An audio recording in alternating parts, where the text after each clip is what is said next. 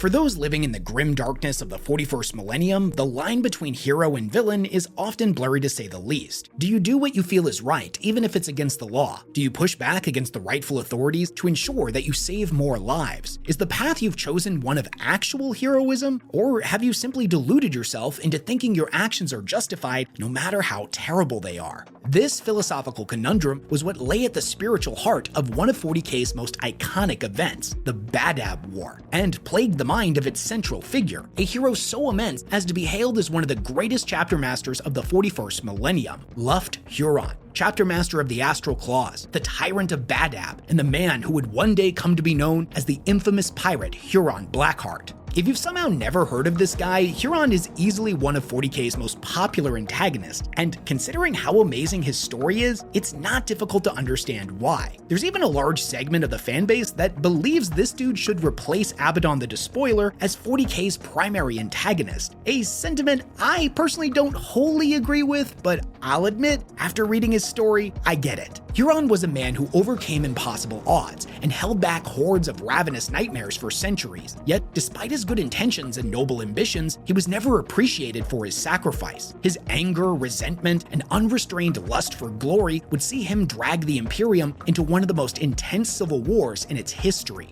But what exactly happened here? What was the Badab War all about, and why is it considered by fans to be one of 40K's greatest stories? Who were the Astral Claws Space Marine chapter, and what caused their downfall? How did Luft Huron go from being one of the Imperium's greatest heroes to one of its most infamous villains? Well, in this video, we're going to get into all that and a whole lot more. But first, I've got a big announcement. You see, me and the sponsor of this video, Into the AM, have been hard at work behind the scenes working on a brand new collab t-shirt inspired by this channel and all of our shared passion for things grim and dark. Introducing the brand new Event Horizon graphic tee that invites you to draw strength from uncertain moments and unwritten futures. The Vortex is a symbol of all of the changes and mysteries that lie ahead, while the Lone Void Explorer represents those who revel in challenge and boldly march towards new worlds, ready to carve their story into the stars themselves. This shirt is awesome and I'm super happy with how it came out. And the best part is, it's available right now, during Into the AM's biggest sale of the year. I'm talking up to 60% off site-wide for the holiday season, including a ton of stylish and amazing gifts for under $40. In addition, if you use my link or discount code WesHammer at checkout, you'll save an additional 10% off your entire order. And bear in mind, that stacks with any other amazing discounts you'll find on there as well. So if you want to support the channel and get something in return, then all you gotta do is click on the link in the description down below and pick up one of our Event Horizon tees for yourself. If you couldn't tell, I'm a massive fan of Into the AM shirts. I own like 50 of them at this point, and I wear them just about every single day. So I can personally vouch for the fact that a shirt from Into the AM makes for a perfect gift for friends and loved ones who appreciate comfort, style, and quality. So do yourself a favor and use my link to go to intotheam.com and elevate your style today. Big thanks to Into the AM for sponsoring this video. In order to do the story of Luft Huron and the Badab War's justice, we need to understand a few key things first, namely the Space Marine chapter that he would eventually come to lead, the Astral Claws. Imperial Armor Volume 9, The Badab War Part 1, tells us that the Astral Claws were a Space Marine chapter founded in the mid-35th millennium. Though, as is tradition with the Imperium's lore, the records here are spotty at best and tend to contradict themselves. Because we can't be 100% sure of when their founding actually occurred, their founding chapter, their gene seed lineage, and their Primarch is currently unknown. Early on in their history, many believed them to be one of, if not the greatest Space Marine chapters ever created, due to their, quote, unparalleled valor and ferocity. They would end up serving the Imperium faithfully for over 5,000 years, all until things went tits up in the Badab War. But I'm getting ahead of myself. Although the exact date of their creation may be subject to scrutiny, we do know that the Astral Claws were one of the chapters founded during an event known as the Nova Terra Interrogum. To make a long story short, this event was a massive civil war where the Imperium was split into two. It lasted for approximately 9 centuries, stretching from the late 35th millennium into the early 36th. The Civil War started when Nova Terra, a powerful planet in Segmentum Pacificus, seceded from the High Lords of Terra's authority. Not only did they defy the High Lords, but they also seized control of the entire Segmentum. So essentially, the Astral Claws were a chapter founded with the singular purpose of restoring the Imperium by defeating these successionist forces. Early records also show that the Astral Claws were a crusading chapter, aka they had no set homeworld and were instead fleet-based. In these early days, the chapter stuck very closely to the Codex Astartes, meaning they had 10 companies of Space Marines, i.e. 1,000 fighting Astartes, alongside additional support staff such as apothecaries, captains, and tech marines. In combat, the Astral Claws favored rapid assault-style tactics and utilized large numbers of both dreadnoughts and assault bikes. It's true that by all accounts, they were masters of this style of warfare, though their constant successes with these tactics did lead to a bit of overconfidence, and on more than one occasion, they would end up targeting enemies in superior positions with their assaults, often resulting in high casualties. They didn't see this as a flaw though, as from their perspective, the tougher the target, the greater the glory, a mindset that would get them into trouble in the future. Despite this, at this point in their history, glory was viewed as coming second in the hierarchy of priorities for the Astral Claws. First and foremost, they believed themselves defenders of humanity, heroes honor-bound not only to crush the enemies of the Imperium, but stand as a bulwark in protection of its people. For around 3 millennia, the Astral Claws pretty much just kicked ass and took names, adding masses of campaigns and battles to their honors. For instance, it was said they performed valiantly during the 5th Black Crusade. They hammered the forces of Abaddon the Despoiler so ferociously that one of their banners was placed within one of the most sacred parts of the Imperial Palace, the Eternity Gate. Also, fun little fact, most non-first founding chapters are lucky if they're asked to form a single successor chapter. This is pretty rare. But the great deeds of the Astral Claws were said to be so distinguished that they were honored with producing a successor chapter on 3 separate occasions. That being said, we only know one of them for sure, and that's the Tiger Claws. The other 2 are subject to myth and speculation. Not everything was guts and glory for the Astral Claws though. Although information surrounding what exactly happened in this particular event is almost non-existent, Imperial records indicate that in the early 38th millennium, a great tragedy would befall the chapter while serving alongside the Dark Angels in the Ulted Crusade. The unthinkable had occurred. The Astral Claws had been completely wiped out. And that's the end of the video. Big thanks to everyone that supports all the work that I do, and I will catch you all in the next one. Now, obviously, I'm just kidding. Even though this was believed to have happened, in truth, the chapter would end up surviving, but it had been severely damaged. According to the Dark Angels 4th edition Codex, the Ulted Crusade was a crusade against fallen-led heretics. If you don't know much about the Dark Angels lore, to grossly oversimplify it, the Fallen are Dark Angels who betrayed their legion at the end of the Horus Heresy. In the 41st millennium, the Dark Angels' MO is making sure they hunt down every last member of their traitorous brothers, no matter the cost in lives or resources. The fact that half of their legion went traitor is a closely guarded secret, one that they will protect at any cost, even if it means turning against their own allies who get too close to learning the truth. Now, I know this isn't a video about the Dark Angels, but I tell you all this to explain why many Warhammer fans believe that the Astral Claws didn't suffer a catastrophic defeat at the hands of some unknown enemy during the Ulted Crusade. Rather, they may have been pushed into one by the Dark Angels themselves, as it's highly probable the Astral Claws could have learned some secret, not-so-secret truths about their cousins. This is, however, just a theory, and admittedly, it's just as likely they really did end up just biting off more than they could chew against a superior force.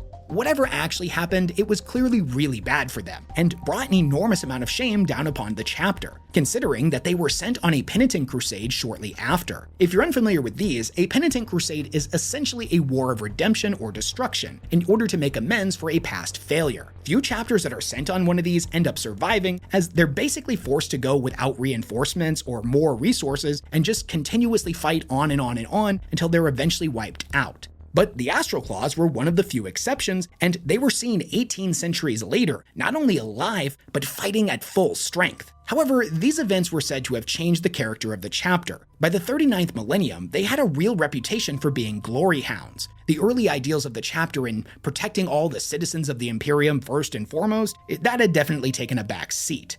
Now, there's a few reasons this could have happened. One, they may have believed that more glory would end up meaning they'd get more resources, and considering they had just come out of a penitent crusade, I mean, it kinda makes sense. The other is that the scars the chapter had suffered during the Ulted Crusade and the Penitent Crusade had left them as a whole more jaded. It's hard to keep caring about the little guy when the powers that be continuously punish you. Imagine if you sacrificed everything for someone, and then the state just continuously kept punishing you over and over for it. You might start to care a little bit less about those people that you've sacrificed so much for. Not saying such an attitude is justified, but we can at least understand where the shift in personality may have come from. Regardless, the Astral Claws were still loyal and effective servants of the Emperor at this point, even saving a fellow chapter, the Executioners, at the Siege of Stygia Aquilon. The Executioners, by the way, are a seriously prestigious chapter themselves, founded by the legendary Imperial Fist, Fafnir Ron, a hero of both the Horus Heresy and the Siege of Terra. By saving the Executioners chapter, they had become blood-debted to each other, meaning that should one call for aid, the other must answer. Moving into the 40th millennium, the Astral Claws would be bestowed with the greatest honor in their history, as they were made the head of the Maelstrom Wardens by the High Lords of Terra. The Maelstrom Wardens were a handful of Space Marine chapters, initially consisting of the Astral Claws themselves, the Charnel Guard, the Mantis Warriors, and the Lamenters. These chapters were charged with defending against the Maelstrom, which was a giant warp storm second only in size to the Eye of Terror. This is essentially an area of space where the walls between our reality and the warp are at their thinnest, making it a massive breeding ground for the enemies of mankind. Not just heretics hid in the Maelstrom, but Xenos, Raiders, and demons alike all dwelt within its maddening embrace. Just the mere presence of the storm caused the influence of the warp to spread to nearby worlds, and it was said that simply by looking into its swirling depths all the way from the surface of your homeworld could drive an individual mad. Needless to say, defending against this warp storm and its myriad threats was a major priority and a constantly harrowing duty. Now, being the head of the Maelstrom Wardens meant that the Astral Claws were in charge of the entire Badab sector. For context, they had gone from a broken shell of their former selves, limping into a penitent crusade, to now being at full strength with a frankly inconceivable amount of resources at their disposal. Things had seemingly finally turned around for them. But as is tradition in Warhammer 40K, that's not going to last forever. Now, perhaps the crown jewel of all of the powers that were bestowed upon them as head of the Maelstrom Wardens was Badab Primus, a powerful planet rivaling a Forge world in its production capabilities that would end up serving as the Astral Claws' very own homeworld. Now, though the planet did lack the arcane technology needed to produce the more advanced technologies of the Imperium, it still meant that the Astral Claws and their allies would never go wanting for basic equipment again. So strong were the Astral Claws in their new position that there was a real chance the Maelstrom could be cleansed once and for all. So the Maelstrom Wardens kicked off what would come to be known as the Scourge Campaign. For the first time in centuries, an Imperial force wouldn't just be reacting to what was coming out of the Maelstrom, they would go inside of it. And there, their successes were simply too many to count. The heretic Astartes warband, the Reborn, a force so devastating it nearly annihilated the Mantis Warriors, was utterly destroyed. Their fortresses toppled and their forces slaughtered to a man. Enemy strongholds, demonic, Xenos, traitor, and heretic alike would all fall. It was the single greatest campaign the Imperium had ever launched against the Maelstrom up until this point, and it was close to a complete victory right off the bat. To say things were going well would be a massive understatement, but that all came to a halt with a single missive from the High Lords of Terra. For reasons unknown, the missive stated that the Charnel Guards, a full quarter of the fighting strength of the Maelstrom Wardens, was being pulled from the campaign, and their ties to the Wardens severed. Instead, their forces would be diverted to the Thanatos Crusade, a campaign targeting the Veiled region, which was on the very edge of Imperial space. Now, this is really important because the Maelstrom is a massive threat to the Segmentum, and it's in the heart of Imperial space. No one would argue the importance of dealing with this. By contrast, the Veiled region is kind of a big nothing burger at this point in time. It's an unmapped nebula that's renowned for a lot of pirate activity, but is nowhere near on the same level of a threat as the Maelstrom. So why did the High Lords issue this command? Well, unfortunately, we don't really know for sure, but if we had to make a guess, it was either gross incompetence, which I wouldn't rule out, or unchecked greed. The Veiled region is unmapped and not really controlled by the Imperium. It could potentially present an opportunity to plunder new worlds and channel those worlds' wealth back to Terra, and thus to the High Lord's coffers, but it offered no benefit to the people of the Imperium.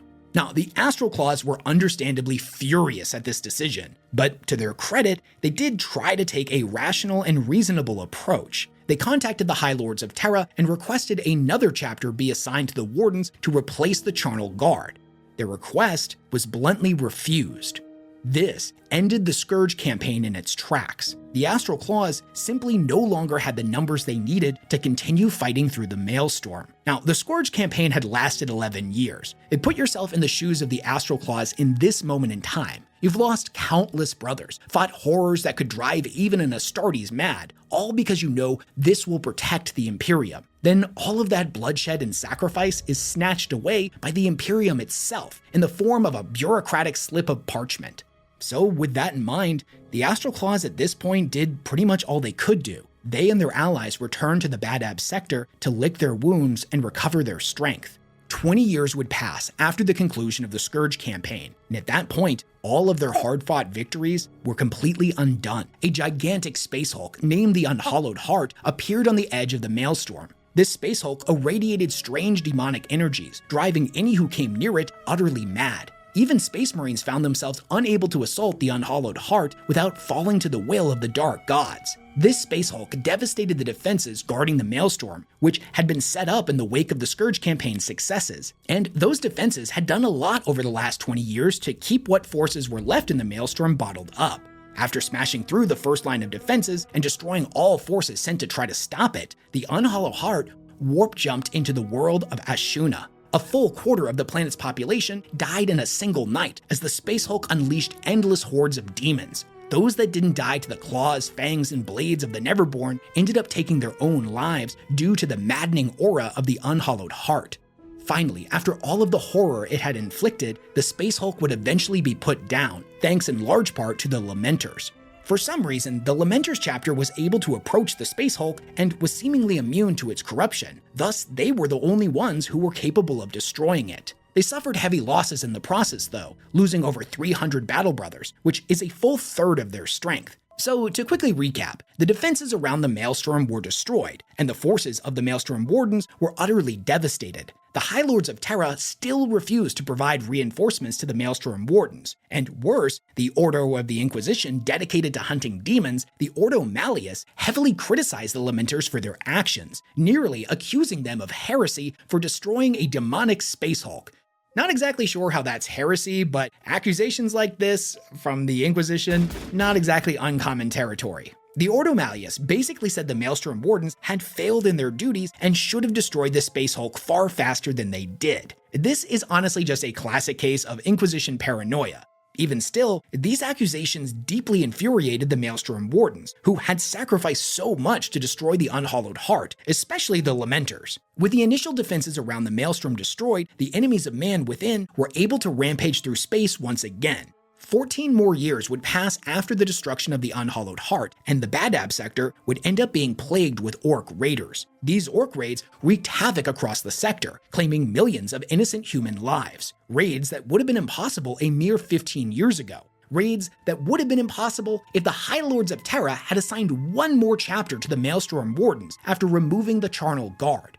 The chapter master of the Astral Claws at the time, Ravik Blake, had had enough. He gathered up a large strike force of Astral Claws, and leading from the chapter's flagship, the Seraph of Judgment, he led the Astral Claws to crush the Orcs. This meant entering the Maelstrom alone. The Scourge campaign was called off when they only had 3 chapters of Astartes. The Astral Claws now, by contrast, were entering with a fraction of a single chapter, a fraction diminished heavily by everything they had endured. The fleet was a shadow of itself, and their supplies were greatly diminished. Still, these were the Astral Claws, led by the man who had steered them through the Scourge campaign. It was under Ravik's leadership that they had earned the position as the head of the Maelstrom Wardens in the first place. They charged into hell itself, finding the fortress of the Orc raiders and descended upon it. The battle was fierce, and the Astral Claws claimed thousands of greenskin lives. The Xenospace was devastated, and Ravik Blake even would go on to engage the Orc warboss in single combat. If he was successful and the warboss fell, this would all be over. The Astral Claws would buy the time they needed to rebuild. The High Lords would surely grant them reinforcements for such a heroic act. The people of the Badab sector would finally be safe. It is the nature of Warhammer that fate is often decided on the edge of a blade. So many moments in the setting happen because one man made a cut at the right time or the wrong one. Unfortunately for the Imperium, Ravik was the latter. He fell at the hands of the Orc warboss, his body falling to the ground, the glory and honor of the Astral Claws a bloody ruin. With Ravik's death and their fleet badly damaged, the Astral Claws were forced to retreat. We can't know for sure why Ravik launched this raid in the first place. On reflection, we can see how it was doomed from the start. A battered and beleaguered chapter charging into the literal jaws of hell to face a force far beyond their own means?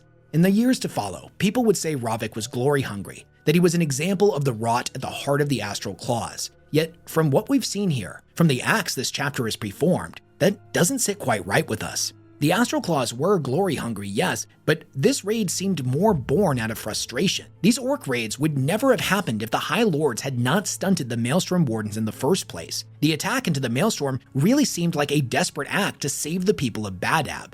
We could be wrong, though. We don't know what Ravik was thinking. He may have just been the glory-hound Imperial historians paint him as, though those historians are extremely biased by what happened next. The Astral Claws returned home, once again started to lick their wounds, and appointed a new chapter master, a man of singular ambition, one who had the will and drive to restore the Astral Claws to their former glory, Luft Huron, Scourge of the Maelstrom, the Tyrant of Badab. Much of Luft Huron's early history has been lost to Imperial censorship, though we do know he first rose to prominence within the Astral Claws as a scout when he managed to fend off a psychic attack from an Eldar Exodite. Such a young Astartes surviving this is an impressive feat. The psychic might of an Eldar is immense. It takes an exceptional will even amongst the Astartes to fight through such an attack, let alone slay the one unleashing it upon you. Surviving alone is impressive, but impressive isn't enough for Luft Huron. He killed his attacker with his bare hands. To reiterate, he killed an Eldar Warlock with his bare hands as a scout.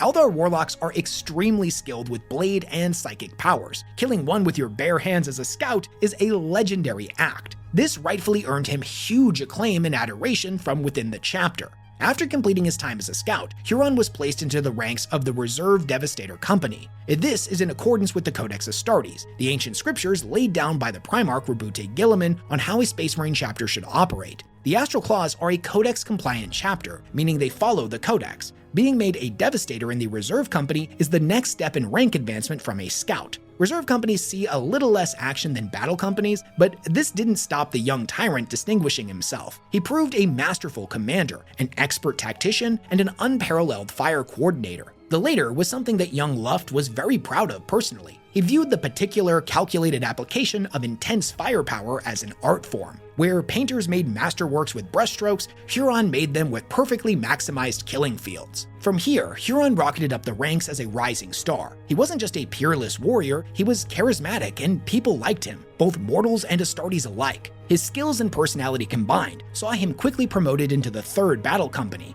then into the vaunted ranks of the 1st, and even into captaincy in record time. This meant he had been promoted over other Space Marines with decades more experience than him. Yet none of them seemed to mind. To fight alongside Huron was to know you were walking next to greatness. If you're a fan of Lord of the Rings, imagine if you were a Gondorian soldier who got to fight alongside Aragorn. It was much the same for the Astral Claws fighting alongside Huron. He was their charismatic savior king. So when Chapter Master Ravik died, Luft Huron was the obvious choice, and he would end up being appointed to the rank of Chapter Master in M41 715, or M41 697. The sources kind of contradict themselves again. Either way, he was the youngest in the chapter's history to attain the rank.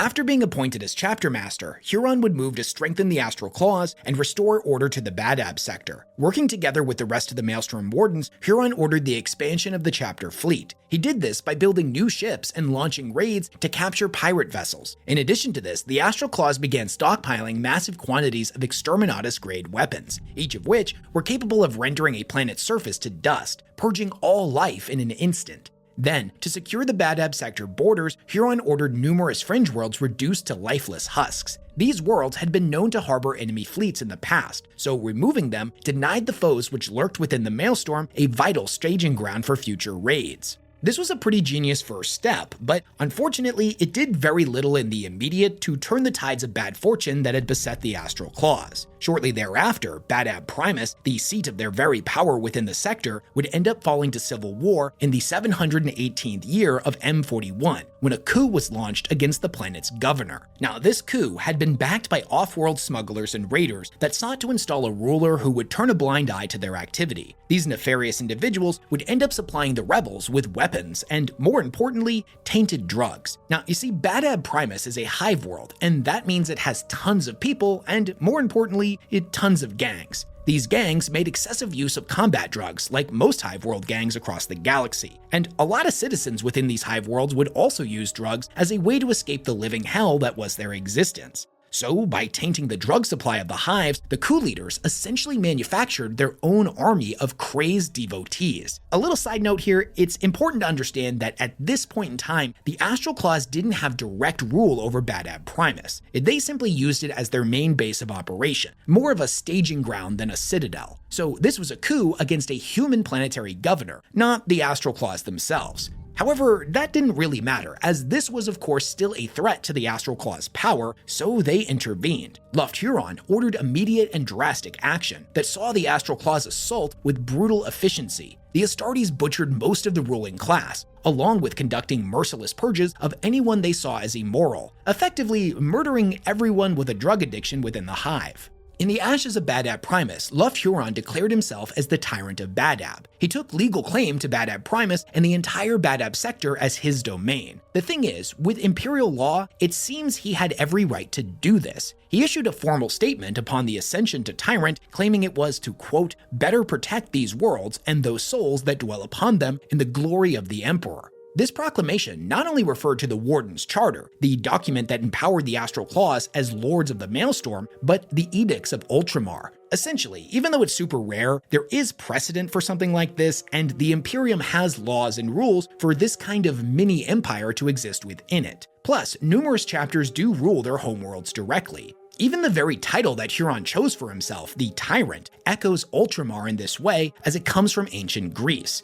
It's a loose relation, but it's really nice attention to detail when Games Workshop incorporates real-world history into their lore. Anyways, to consolidate control of the Badab sector, Huron began a systematic purge of the sector's ruling class. Astral Claw task forces essentially wiped out the entire sector's nobility and re-established watch bastions to secure their rule. The entire sector's civil administration ended up falling under Huron's control after this. The whole process took around 80 years to complete, and by the end of it, the Badab sector had never been stronger. The Astral Claws themselves started personally training the PDF of planets. Now, normally a planet's PDF, or Planetary Defense Force, is little more than a militia. These aren't the highly trained and well-supplied regiments of the Imperial Guard that you may be used to. Though under the guidance of the Astral Claws, these PDFs essentially became Imperial Guard regiments. Plus, these planets were no longer isolated fiefdoms, as the entire Badab sector had been completely transformed. Where most planets in 40K are essentially isolated entities that the Imperium turns up to collect taxes from, the Badab sector had become a solid entity with strong connections between its worlds. If one planet was badly besieged, other planets would step in to provide aid for it. Normally in the Imperium, when a planet sends out a distress signal, they kinda just have to pray for aid, as sometimes it could take years, decades, or even centuries for that message to get in front of somebody who can actually make a difference. This reformed and reorganized planetary defense force would come to be known as the Tyrant's Legion. All this meant that the Space Marines of the Maelstrom Wardens no longer really needed to defend the sector. Instead, they were free to go on the offensive. In a series of lightning raids, the Astral Claws would go about taking out numerous targets of opportunity, weakening Heretic and Xenos forces alike. Though they still didn't have the forces they needed to assault the Maelstrom proper, these raids did result in the lowest pirate activity the sector had ever seen. And in combination with a unified civil administration, the Badab sector's production levels rose higher than anyone had ever seen. For the Badab sector, this really was its golden age. The Imperium, too, saw a lot of benefit from all of this, as the whole point of the Maelstrom Wardens in the first place was to stabilize this region because the threats were leaking out of it. So Huron, spurred on by all of his successes, saw an opportunity to end the threat of the Maelstrom for good. Huron would end up dispatching a delegation to Holy Terra itself to deliver a lengthy petition. This document called for a massive assignment of Space Marines to be added to the Maelstrom Wardens, suggesting a new Space Marine founding centered around the Maelstrom. As is tradition, though, this petition was dismissed without a full hearing, with the High Lords of Terra decreeing that the Imperium's requirements were better met elsewhere. Now, there's two sides to this argument. On the High Lord's side, they saw Luft Huron as basically asking them to give him a Space Marine Legion,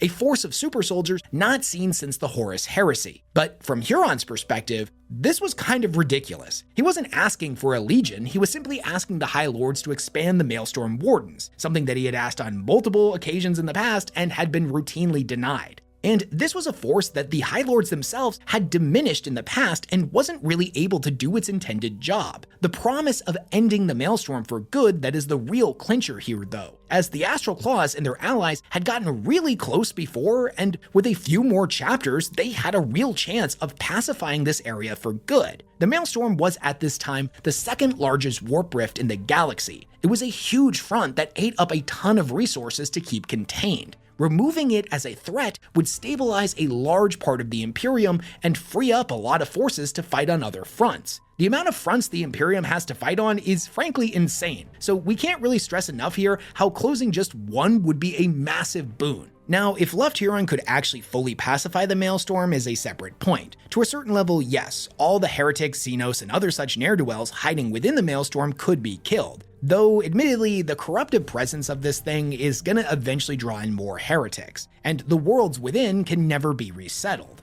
And also, it's worth pointing out that Huron doesn't actually have a way of closing the warp rift for good. That being said, with more forces and resources being dedicated to this place, they could definitely keep it contained, and it certainly wouldn't do any harm to purge it of all of its enemies. Now, the High Lords of Terra didn't know any of this because they didn't listen to his petition, so despite the nuance of the situation, they just come out looking like uncaring assholes here. Huron reached out a few more times after this, beseeching the Lords to hear his petition, but they never did. Now, to say that Huron had had enough of Imperial bureaucracy at this point is a massive understatement. He was beyond furious, and this was his last straw. He ordered the ultimate act of defiance a Space Marine chapter can commit without just opening fire on other Imperials. He stopped the tithe of Astral Claw gene seed being delivered to the Adeptus Terra. Now, if you're unfamiliar with the Adeptus Terra and the whole Adeptus system, it's effectively the main branch of the Imperium's government. It's in charge of pretty much every other Adepta you've ever heard of. Though technically a bit separate, the Adeptus Astartes are under the Adeptus Terra, which is run by the High Lords of Terra. To this effect, the Adeptus Terra takes a tithe from all loyal chapters of their gene seed. Firstly, to check for purity, but secondly, to build up a stock for the founding of new chapters. This tithe is pretty much the only way the Adeptus Terra exercises its power over the Adeptus Astartes. It's essentially the only thing tying a chapter to the Imperium's authority.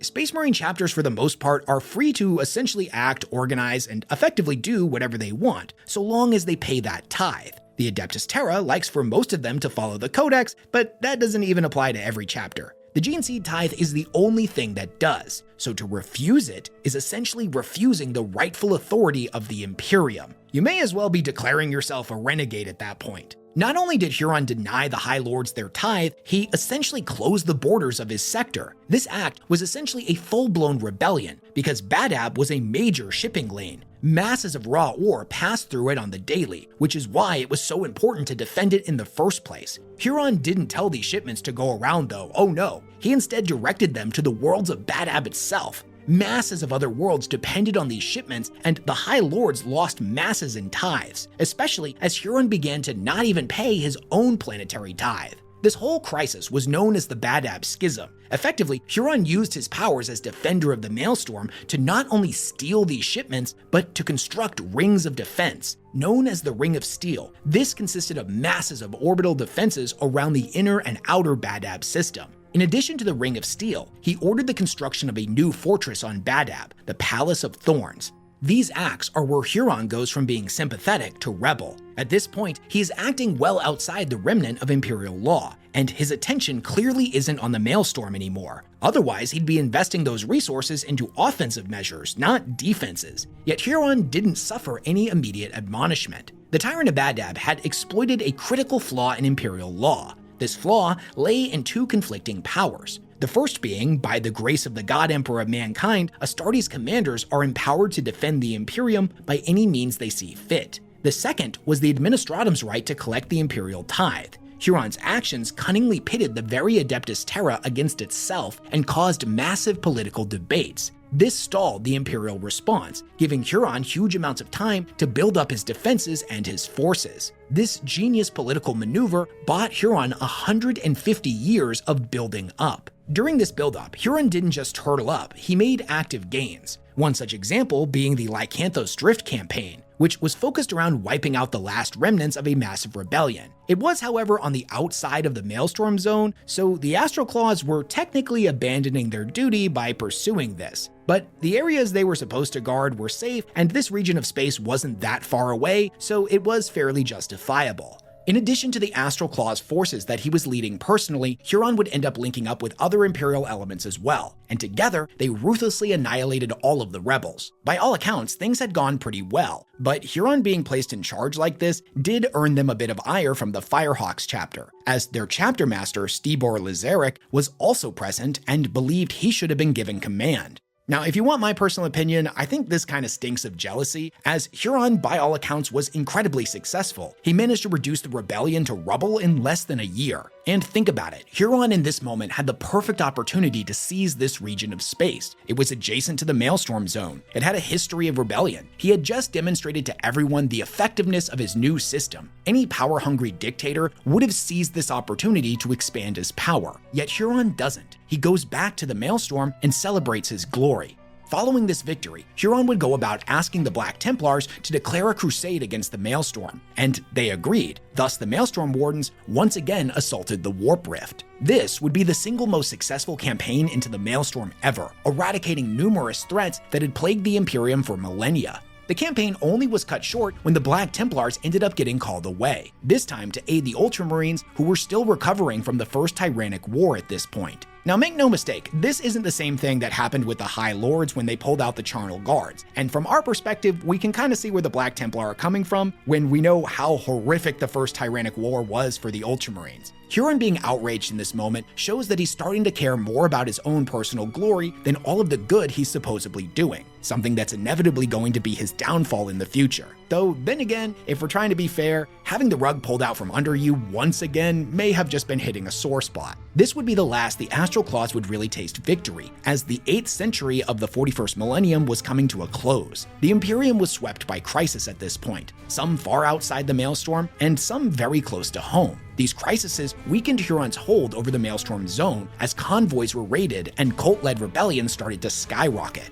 Huron spent most of his time locked in isolation, poring over maps of the Maelstrom. The usually gregarious and charismatic leader of the Astral Claws had turned solemn. He consulted the Emperor's Tarot, which, if you don't know about, is a fortune-telling technique common within the Imperium, but everything he was seeing was just spelling out doom for the chapter. We can kind of imagine Huron sitting there, staring at all these maps, those cards in front of him, his eyes locked on the swirling winds of annihilation that are clawing at our plane of existence, with death hanging in the air. Though we can imagine him thinking the doom that the cards are foretelling was gonna end up coming from the Maelstrom, the reality was, it was gonna be coming from Terra itself. In the wake of all of the crises that the Imperium was facing at this point in time, the political landscape of the Adeptus Terra had begun to change, and the side that was in favor of bringing Huron to heel had won. A great tithe fleet was assembled in the 901st year of the 41st millennium and was dispatched to Badab. The goal of the fleet was simple, to collect all of the resources Huron had stolen and gather the gene seed tithe that was owed to them. The fleet numbered 20 ships in total and carried high-ranking dignitaries from the Adeptus Mechanicus, Adeptus Terra, and all of the planets whose resources Huron had taken. This was done as a showing of force, a simple strategy where the High Lord sought to show enough strength to make the Tyrant of Badab cower in fear and get back in line, which might explain why everything would end up going so wrong so quickly. The Tithe fleet plowed through space towards the Ring of Steel, wherein the Badab Defense Control tried to hail them, ordering them to stop and essentially go through customs as they would for any other ship that tried to enter this region. The Tithe fleet ignored their hails, or damned them with insults for daring to question them depending upon the source. Tithe Fleet VX542-2, this is your final warning. Decrease thruster burn and heave to the designated approach. You will be fired upon. This investigation deputation carries the seals of the Adeptus Terra. It is you who will comply. Make obeisance and stand down your weapons immediately in the name of him on Terra. Damn you, obey. I don't care if you're carrying St. Leor's bones. No vessel enters the Ring of Steel without first submitting to inquiry and piloting. This is the Maelstrom Zone, not some safe haven quill pusher's enclave. Heavy damage sustained to power engines. Decks 7 through 11 open to the void. Casualties high. Assailants unidentified. 18 plus vessels now burning. Primary quadrant autonomous battle systems registering full activation. Omega lock disengaged. 4,000 assassin mines awakening. Gargoyle platforms Anima and Epsilon reaching terminal power. By the Tyrant. Shall we attempt abort? Confirm. Confirm. Confirm. So to make it clear what's happening here, the Tithe fleet basically drove headlong at the walls of a military base. Then, when the military base told them to stop and use the entrance proper, they insulted them and opened fire, killing the person controlling the defenses, the pig-headed stupidity of the fleet being absolutely beyond belief. Considering they'd killed the defense controller, there was no one to stop the automated defenses, which then unceremoniously annihilated the Tithe fleet. The excerpt you just heard is from Imperial records, though no one knew all this at the time, and essentially, for those who weren't there, it boiled down into a lot of hearsay. The Adeptus Terra refused to act as they were not seeing sufficient evidence. Meanwhile, the Imperial governors, whose riches Huron had stolen in the first place, began a massive smear campaign. These lords were mainly from the Cathargo sector, and they began calling those of the Maelstrom barbarians, even convincing the sector commanders to send in more punishment fleets. As you can probably expect, these fleets never reached Badab. Now, whether or not they were destroyed by the Astral Claws is unknown, but it should be said that there were massive raider fleets that had consumed most of the space around Badab at this point. Numerous ships were being lost, even those of the Astral Claws. A hastily thrown together sector fleet would have stood a poor chance against such foes. Regardless of the truth, all of Carthon laid the blame at Huron's feet, as he had effectively bankrupted the lords by stealing their tithe, and they were desperate to see him fall. They were producing masses of propaganda, calling him a traitor and trying to muster every surrounding sector to attack Badab. The writing was on the wall at this point. The sector surrounding Badab would likely attack at any moment. Feverishly, the Badab sector prepared for war, arming themselves and building masses of defenses. In response, Huron wrote the Articles of Just Succession, which were ratified by the other Maelstrom Wardens. In short, these articles called for the Adeptus Terra to investigate and remove the Carthan lords, saying that as Space Marines, they shouldn't be hindered by the greedy nobles of other planets. A quick reminder, there's two tithes that they're fighting over here. The Gene Seed tithe that the Astral Claws have not been paying to Terra, that's the one the First Fleet was trying to get, and then the tithe that the Carthian lords are after, which is the shipments of ore that Huron stole to build the Ring of Steel. The only real consequence of that tithe not being paid was the rich elite of Carthan beginning to go bankrupt. All the stolen resources were being used to help put down the massive fleet of raiders ravaging the area. This honestly explains why the High Lords and the Adeptus Terra didn't do anything. The Astral Claws' actions were helping put down the serious threat that was these Chaos Raiders. Around this time, the Carthan Lords' forces came under attack by a Space Marine fleet, but it's unclear if this was the aforementioned Chaos Raiders or the Astral Claws in a preemptive strike. At no point so far have the Astral Claws fired first on Imperials, so it's likely that this was the Chaos Raiders. So with no aid from Terra, the Lords of Carthan beseeched several chapters of Space Marines for aid, and the Firehawks answered. In the 904th year of the 41st millennium, the Badab War officially began. The Firehawks were renowned for their volatile and bellicose nature. They had a reputation for being a bit of a violent chapter. Seeing an opportunity to humble the Tyrant of Badab that had stolen his glory, Stibor Lazaric sent several ships to investigate the Maelstrom Zone, one of which was the infamous Red Harbinger. However, when the Red Harbinger entered Mantis Warrior space, it was intercepted. The Mantis Warriors told the Firehawks to stand down and prepare to be boarded. The Red Harbinger refused, and the Firehawks insulted the Mantis Warriors. In response, the Mantis Warriors opened fire. Like the first shot fired at Fort Sumter, these salvos would forever change history. The battle to take the Red Harbinger was difficult, and both sides suffered heavy losses. The Firehawks fought to the last and survived long enough to send an astropathic message to their chapter fleet. They essentially said that the Maelstrom Wardens were traitors, so when Stibor Lazaric received this message, he mustered his fleet for all-out war. They gathered up the forces of the Carthian lords and launched an all-out assault on the Badab sector, specifically into the territory of the Mantis Warriors. The tactics employed by the Firehawks were cruel and brutal. Their entire strategy was to cause as much civilian and infrastructure damage as possible to force the Mantis Warriors into open battle. The Maelstrom Wardens had fully anticipated this assault, and while the Mantis Warriors pinned down the Firehawks with their signature hit-and-run assaults, the Astral Claws and Lamenters went and took Sagan. a Carthian lord allied administratum system, viewed as the gateway to Badab. With Sagan taken, the Firehawks and Carthian forces were cut off from resupply. It was only thanks to the Firehawks' flagship, the Raptorus Rex, a pre-imperial mobile star fortress, a relic of enormous power, that the Firehawks were able to escape.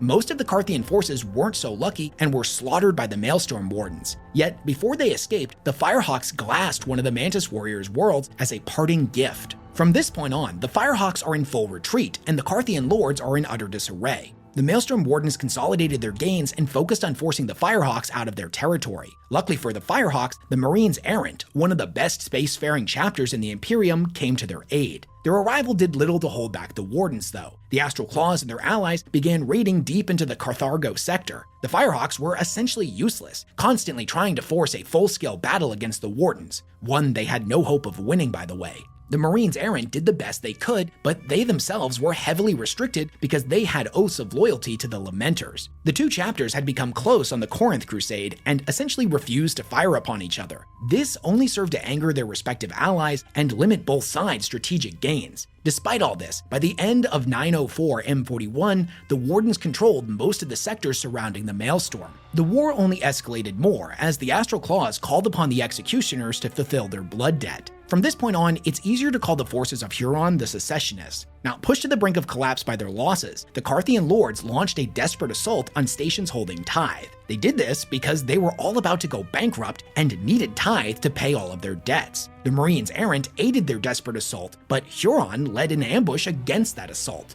The Marines Errant lost all but one ship in this, and the Carthian lords were fully taken out of the war. Knowing that the main aggressors had been taken care of, the Astral Claws turned their full attention on the Firehawks. Huron's rapid assaults utterly mauled the chapter and nearly forced them fully out of Maelstrom space. This effectively took the Firehawks out of the war as well, leaving the Marines Errant to stand alone against the Secessionists. In an epic maneuver that showcased the mastery of misdirections the Mantis Warriors possessed, they lured the majority of the Marines Errant fleet into a naval battle above the moon of Bellerophon's Fall. The Marine Errants fought valiantly, yet their skill in voidcraft wasn't enough, and their fleet would end up getting crippled. With their fleet in disarray, their command staff dead, the Marines Errant had no choice but to retreat. What ended up happening next shows the nugget of ambition at the center of Huron's heart. All his enemies were defeated, the threats were neutralized. Throughout this war, he'd been the defender, yet he spent this victory consolidating his hold around the Maelstrom, effectively seizing every planet, every system, and every sector around the Maelstrom, collectively known as the Maelstrom Zone, all of which now belong to the Tyrant of Badab. Now, meanwhile, Terra had not been idle during all of this. They'd been watching closely and had dispatched an investigation fleet to determine guilt. Under the authority of the High Lords, a bunch of what were essentially lawyers, called Terran legates and inquisitors, quickly came to the conclusion that Huron and the Secessionists were guilty of piracy for the raids into the Carthargo sector. The Carthian lords were basically found guilty of gross incompetence, misrule, and a bunch of other crimes that essentially boil down to, why did you idiots start a civil war in the first place? For all of their crimes, they were unilaterally executed by the Ordo Hereticus of the Inquisition. Their worlds were forced to pay heavy fines for their lords' transgressions. With their judgment rendered, the High Lords demanded the immediate surrender of the Secessionists. Huron refused, saying that their surrender would leave the Maelstrom unprotected. Now, this is a lie. There's numerous ways the Maelstrom could have remained defended while this was being sorted out in a trial. The simple fact is, Huron didn't trust the High Lords and was not willing to submit to their judgment, which is understandable considering his history and the history of his chapter. However, not submitting meant full-scale civil war. The thing is, only really Huron and the other chapter masters are likely to be punished here. This seems likely as when Huron refused, the High Lords issued warrants only for those chapter masters. This is what I mean by the nugget of ambition at Huron's heart. He's not being selfless. In truth, he never has been. He wants the glory, the accolades. He needs to be the hero, so his ego won't allow him to submit because that would mean tarnishing his glory. Now, you might be noticing some parallels as something like this had happened in our real-world history. With the fall of the Roman Republic, essentially Julius Caesar was called back to Rome to stand trial for overstepping his authority. Caesar had done great work for Rome. He'd conquered Gaul for them. Yet, like Huron, when told to submit to the civil authority for trial, he denied them. So, like Caesar, Huron mustered his legions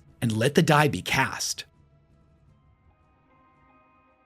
The High Lords wasted no time. Huron's refusal was a serious threat to the Imperium. The Tyrant of Badab had 4 chapters and masses of Imperial Guard regiments at his disposal. A massive strike force of Space Marines was mustered, featuring forces from the Salamanders, Raptors, Fire Angels, Marines Errant, Firehawks, and the largest contingent hailing from the Red Scorpions. The Marines Errant, though battered, were eager to join the fray, though they essentially refused to work with the Firehawks. The idiocy of their brother Astartes had cost them greatly, and 2 chapters now had some seriously bad blood between them. The Firehawks, meanwhile, were there only in spirit. The only asset they really had was their flagship, the Raptor's Rex. Yet, before the Firehawks joined up with the other Astartes, they committed a horrific act of spite called the firebombing of Sacristan. The Sacristan was an insignificant colony world on the edge of Mantis Warrior space. The Firehawks reduced the world to ash for no apparent reason. It served no strategic purpose and was viewed by all as a villainous and cowardly act. With one last act of brutality complete to help soothe the ego of Stibor, the forces of the High Lords were assembled. Now, their commander on paper was officially Legate Inquisitor Jandis Frayne.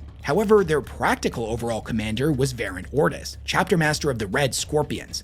Now, the Red Scorpions honestly deserve their own video, and that's something I'll definitely do in the future. But for right now, know that they're just as accomplished as the Astral Claws are. Now, although in reality these events are pretty complicated, when we're reading about them in the lore, these forces are collectively known as the Loyalist forces. It's important to remember though that Huron hasn't said he's leaving the Imperium. This is essentially a massive force to capture him so he can stand trial, along with reopening the trade links that he had closed off. At this point, the year is M41-906, and one of the largest Space Marine on Space Marine conflicts since the Horus Heresy is about to begin. Ortis's first move was to deploy the Red Scorpions and most of his fleet to conduct a series of exploratory assaults into the Maelstrom Zone. The purpose was to gauge the strength of the Successionists. This resulted in some of the largest naval battles of the war so far. Masses of ancient, venerable ships, having served for millennia, were involved. The Loyalist forces fleet had a large contingent from the Segmentum Solar Reserve Fleet, ships that had been defending Holy Terra since the end of the Horus Heresy. Most of the battles were inconclusive, and very few major ships were lost on either side, though the Maelstrom fleet did lose its flagship to a lucky shot from the Loyalists. This was followed by some minor gains by the Loyalists, a few frontier worlds falling to the Loyalists' superior numbers. Yet, despite their theoretical overwhelming numbers advantage in terms of Astartes, the Loyalists were met with far greater resistance than seemed possible.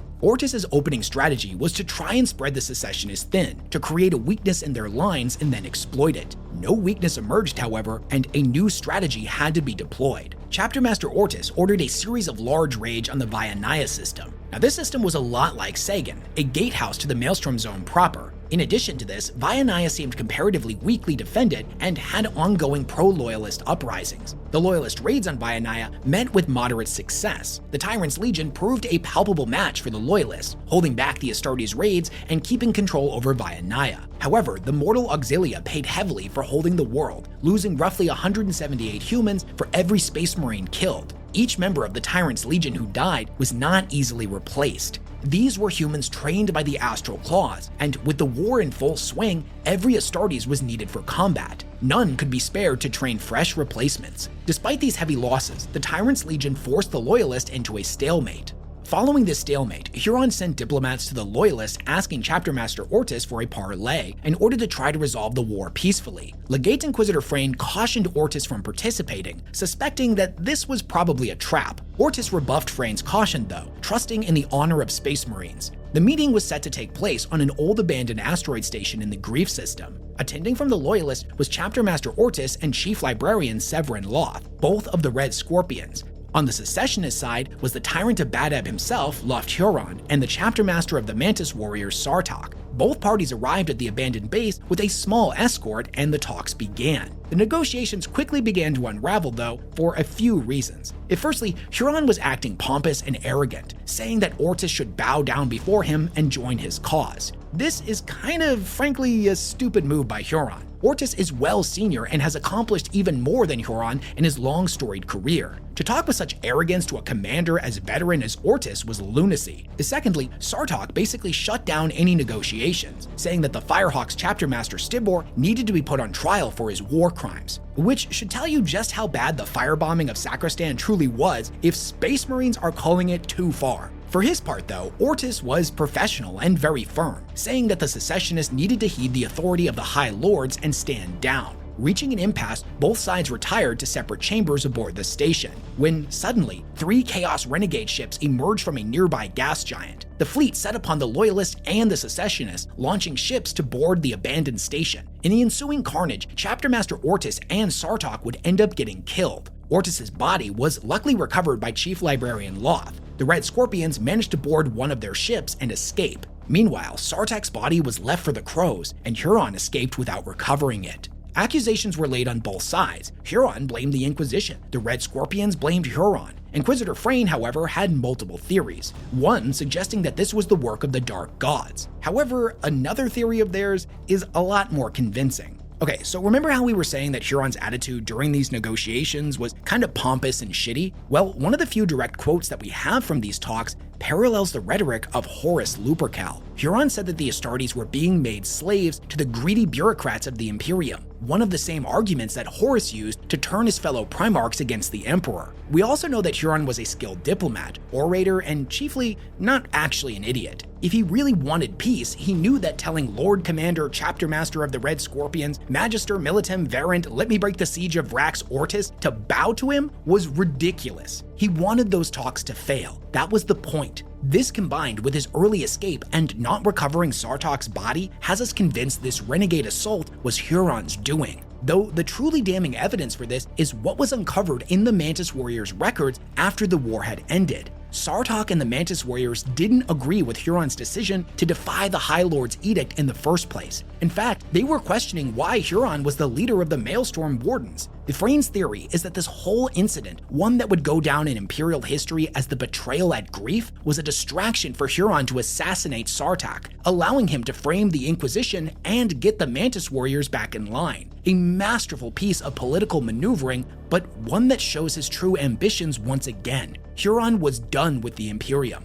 With the betrayal at Grief, all hopes for peace were lost. Worse, it ended the quarter that both sides had been giving each other. The fighting from here on out would be brutal, bloody, and merciless. With Ortis dead, the Loyalists had lost their initiative and the Secessionists took the lead, launching a series of raids against Imperial shipping. Huron would end up committing more of the very act that had brought the Loyalists to the Maelstrom Zone in the first place. These raids forced the Loyalist Astartes to divert forces to protect the ships, allowing the Secessionists to push out, forcing the Loyalists back, though the Loyalists' superior numbers allowed them to barely hold what little gains they had made. The war turned in the favor of the Loyalists though, with two key events: reinforcements and a new leader. The Howling Griffins, Nova Marines, and Sons of Medusa all joined the Loyalist forces. Though far more importantly, the Red Scorpions chose a new chapter master, one whose legendary tenacity survives to the modern Imperium, Carib Cullen. The new Magister Militant quickly took charge. He ended the Loyalist passivity by throwing his full weight into the Secessionist forces until they buckled. The Red Scorpions were eager for blood after Huron's betrayal. Now normally, this would make them primed for Huron's cunning traps and stratagems, but Chief Librarian Loth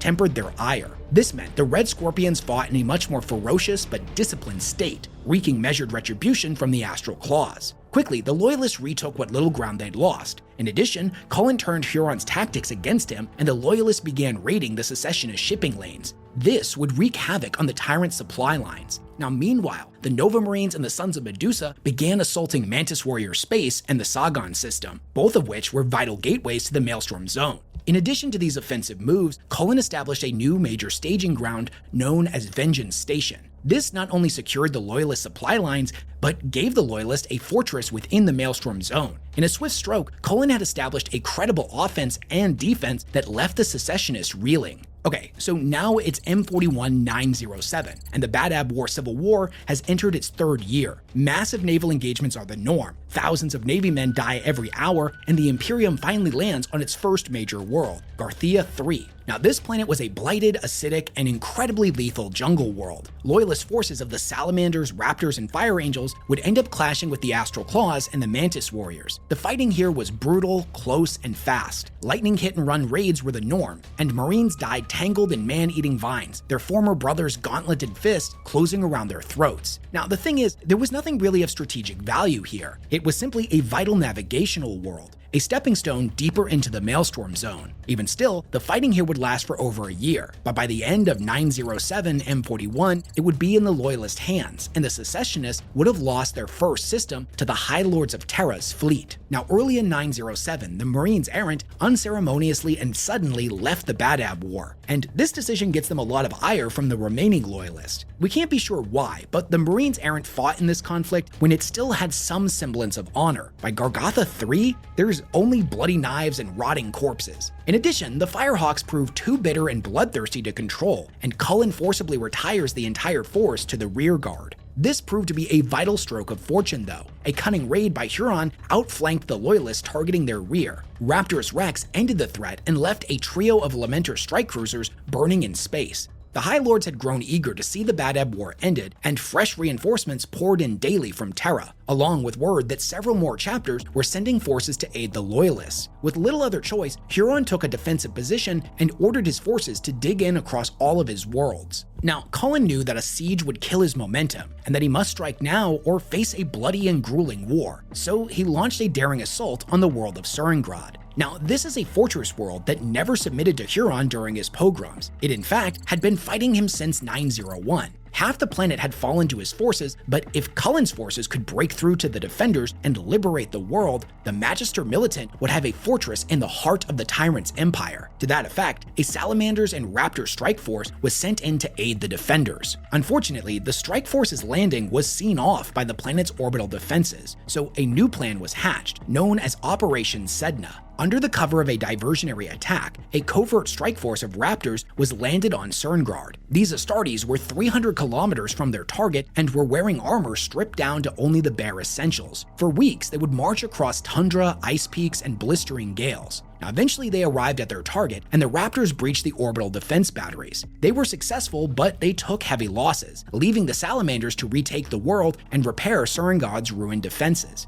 In early 907, the bulk of the Executioners chapter, who had been operating behind Loyalist lines, would arrive at the Chimera system. Now, defending the system at the time was a detachment of Howling Griffin Astartes, who, unfortunately for them, ended up getting utterly and completely defeated. Yet, when the Howling Griffins were completely at the Executioner's mercy, the Sons of Dorn ended up staying their hand, sparing the Howling Griffins. Instead, with their duty of destroying the Loyalist strategic emplacements in the system done, they simply left. This assault, though, effectively took the Howling Griffins out of the war, though what few of them managed to survive the raid did fight on until they were formally relieved in 909. Now, it's kind of a side point, but it's definitely worth noting that the blights that spawned from the Maelstrom weren't sitting idly during all of this. Xenos and Heretic raids spiked during the Civil War. The Mantis Warriors' homeworld of Endymion, for example, came under direct attack from a massive Orc pirate fleet. And if things couldn't have gotten any crazier, in mid-907, the Minotaurs chapter arrived in Badab. Now, if you're unfamiliar with them, they're rumored to be the personal attack dogs of the High Lords, and thus are given more resources and better equipment than pretty much any other chapter. And it wasn't just a couple of them showing up. Oh no, their full chapter strength had arrived, making themselves known by wiping out a 46,000 strong garrison of Tyrant's Legion on a mining facility before reducing it to rubble. Their feared chapter master, Asterion Molech, then proceeded to lead them on a relentless purge of worlds just outside the Maelstrom Zone, the very same planets that Huron had been seizing supply shipments from. The Minotaur's purge was complete. Every planet, outpost, or orbital station that was even near a world that had supplied Huron was burned to ash. The only force that was really able to respond to the Minotaurs was the Executioners, and the two chapters would end up locking horns, and both seemed to relish in the brutal violence they inflicted upon one another, treating the whole conflict as if they were gladiators locked in an arena, spilling blood for sport rather than war. Despite everything, the Minotaur's assaults caused a massive retreat of Astral Claws forces. Essentially, by the end of 907, the only secessionist forces outside the Maelstrom Zone were the Executioners. In total, the Minotaurs had purged over 20% of an entire sector's population, a death count in the billions, quite possibly even the trillions. The end of 907 was punctuated by two more disasters for the secessionist cause. The Galen system fell to a mix of loyalist assaults and populist uprisings, making it the second system to fall to the loyalists. This was a sign that the iron-fisted rule of the Tyrant of Badab was beginning to slip. Finally though, the year ended with one final disaster. Vianaya, the world that had repulsed the first major assault by the Loyalists, fell, making it the third system to be destroyed by the Loyalists. It should be noted though, that before it fell, Vianaya was stripped of valuable resources by Huron before retreating to the Badab sector, leaving the garrison poorly supplied and with no hope of reinforcement. The battlefields of Vianaya were later described as a butcher's yard. Tanks and men alike were left rent open, little more than piles of meat and metal. Although at the time no one was really sure who had managed to do this, there were rumors that were beginning to spread of mysterious Astartes clad in gray armor. The year 907 of the 41st millennium would mark the bloodiest one of the war, and as 908 began to dawn, a shocking revelation gripped the Loyalist forces. Inquisitorial interrogation of an Astral Claws apothecary captured during the retaking of Surengard had revealed how the Astral Claws had been able to hold back the Loyalists so well. Huron had been building up his chapter, which now numbered 3,500 strong, 3 times the strength allowed by the Codex Astartes. This was a massive violation of Imperial law, and it was the final straw for the Astral Claws, who were officially declared as excommunicate traitoris, branding every single one of their members as a heretic. This increased size of the Astral Claws explained how, despite the scale of the conflict, their forces hadn't been stretched thin. In his defense, the interrogation did reveal, though, that Huron had only done this because he wanted to enact his plan to cleanse the Maelstrom, the one that he had proposed to the High Lords and they'd refused to listen. Along with this revelation, early 908 saw the Exorcists join the Loyalist forces. They, along with the Red Scorpions, Fire Angels, Salamanders, Raptors, and Nova Marines, all descended on the world of Sagan. The Astral Claw defenders were completely overwhelmed, but they still refused to yield. The fighting turned utterly vicious, the secessionists employing masses of viral weapons, their use wiping out most of the planet's population. It was only thanks to the heroism of the Fire Angels chapter that the world could be taken. These Astartes, fighting at full chapter strength, marched into the maze-like defenses of Sagan. At every corner, they were met with suicidal Astral Claws. The ground turned to toxic sludge, and every step the Fire Angels took was over corpses. A single puncture in their armor spelled a slow and painful death for the warrior inside. Dead man fought dead man in the streets of Sagan. All the while, Huron's trademark high ordnance killing fields mowed down hundreds of Astartes. The second Battle of Sagan was the single bloodiest engagement of the war so far, yet the Fire Angels emerged victorious, waving ragged banners over its citadel before the year's end. I can't stress enough that this was the single most important victory in the war so far, as it split the Maelstrom Zone in two. The Astral Claws tried desperately to reclaim it, but ultimately failed, losing numerous vital ships in the counterattack. With this loss, the Mantis Warriors were completely isolated from any allies. Things took a turn for the disastrous in late 908. You see, the Lamenters chapter had already suffered heavy attrition, and Huron had effectively been using them as an albative shield, letting them die to spare his own resources. They were weak, and Inquisitor Frayne smelled blood in the water. Via their spy network, the Inquisitor found the location of the Lamenters' gene seed stores and all of their wounded. Both were held aboard a warbark, which is a type of war and supply ship commonly used by the Imperium. The Minotaurs chapter were sent to bait the trap. They began raiding the bark with probing assaults. Now, a chapter's gene seed is everything to them, so the Lamenters had no choice but to defend it in full strength. Their pleas to the Astral Claws for aid were ignored, and thus the Lamenters went to face their doom alone. What was left of the chapter set up in defense around the bark. They fought hard and reaped a heavy toll, but they were no match for the sheer might of the Minotaurs. The Lamenters were forced to surrender, finally removing them from the war. A few scattered pockets continued to fight, but were of no strategic note. 908 also saw a mass changing of the guard for the Loyalist forces as well. Essentially, the Inquisition wanted only the most ruthless chapters like the Minotaurs, Exorcist, and Sons of Medusa. Frayne at this point wanted a complete bloody purge of the secessionists. By the end of 908, the Nova Marines, Raptors, and Howling Griffins were all taken out of the war.